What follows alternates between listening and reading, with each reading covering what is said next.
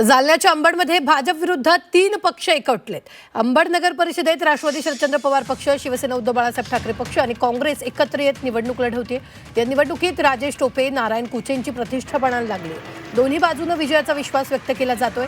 आज प्रचाराचा शेवटचा दिवस असल्याने उमेदवारांकडून घरोघरी जात प्रचार केला जातोय।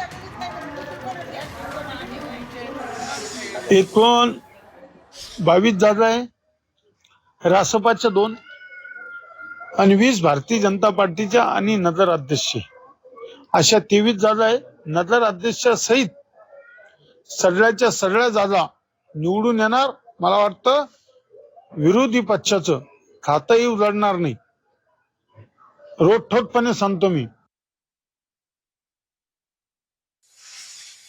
वातावरण विषय असा आहे की गेल्या अनेक दिवसापासून या ठिकाणी भारतीय जनता पार्टीचं वर्चस्व या नगरपालिकेत होतं आणि भारतीय जनता पार्टीवर विश्वास असताना लोकांचा खूप त्यावेळेस हे विश्वासानं त्यांना सभागृहामध्ये सत्ता दिली होती। परंतु मधल्या काळामध्ये त्या ठिकाणी अत्यंत वाईट असं वागणूक जनतेसाठी या ठिकाणी